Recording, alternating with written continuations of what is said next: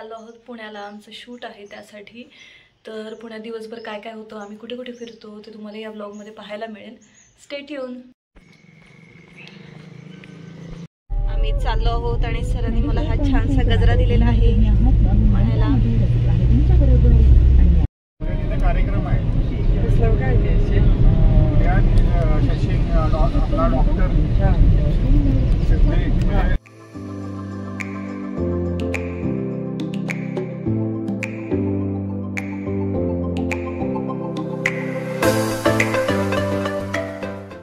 साताऱ्यातून गेलोय आणि कंदीपेढे घेतले नाही असं होऊ शकत नाही, म्हणून आम्ही देखील एका ठिकाणी कंदीपेढे घ्यायला उतरलो. आम्ही आलो आहोत मामा कंदीपेढेमध्ये पेढे घ्यायला.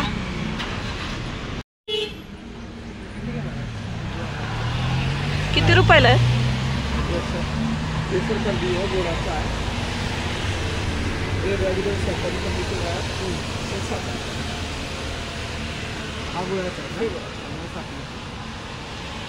कसा आहे?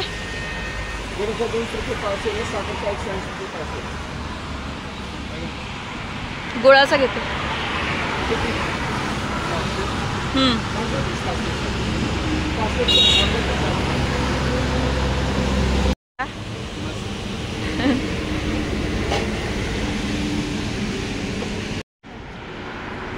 साताऱ्यात आम्ही आता उतरलोय आणि आता नाश्ता करायला आलो इथे सद्गुरू मध्ये.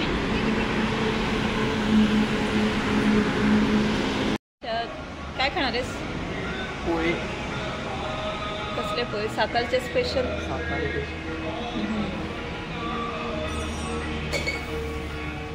मी आले साताऱ्यात नाश्ता करायला.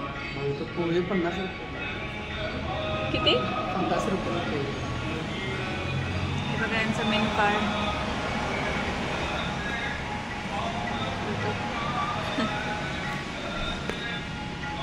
मसाला डोसा कितीला आहे?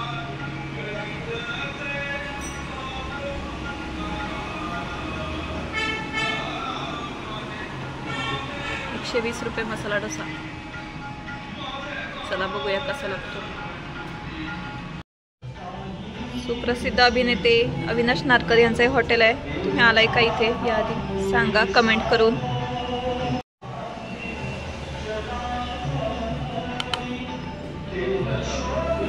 मसाला डोसा आलेला आहे.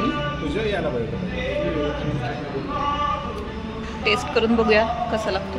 पोहे पण आलेले आहेत. हर्षद.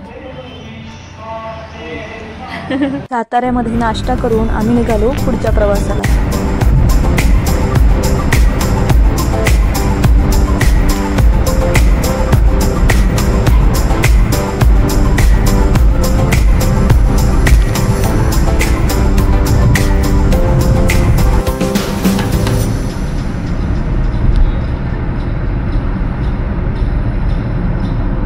ठरलेल्या वेळेत आम्ही पुण्यात पोहोचलो. पुण्यामध्ये आम्हाला 2 ठिकाणी शूट करायचं होतं, त्यानुसार आम्ही तयारी केली आणि शूटला सुरुवात केली.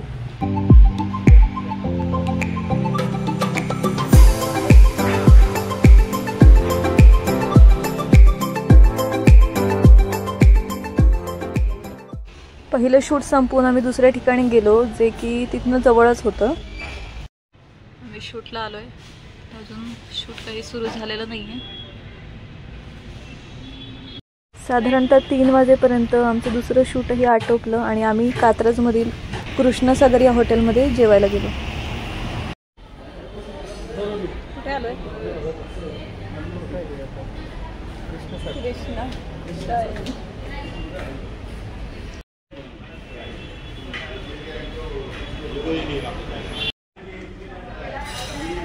कात्रजच्या मेन रोडवरतीच हे हॉटेल आहे आणि जेवण अतिशय सुंदर होतं.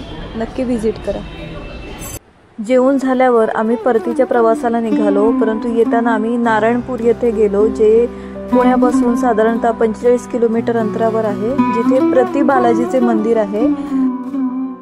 तिरुपती बालाजीची प्रतिकृती तिथे बांधल्याचं म्हटलं जातं.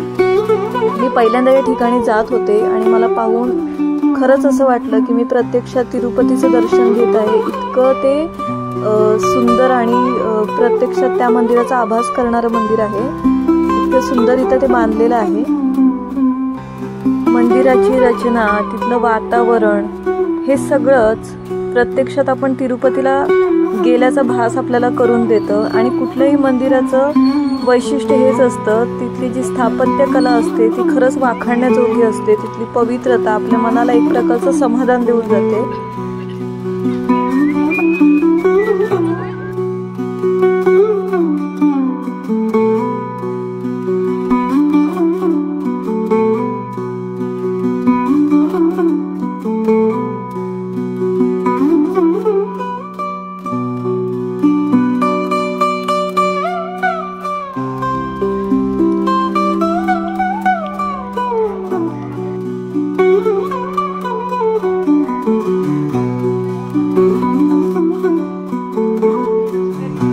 या मंदिरात गेलाय का मला कमेंट करून नक्की कळवा आणि जर गेला नसाल तर नक्की एकदा तरी दर्शन घ्यायला जा।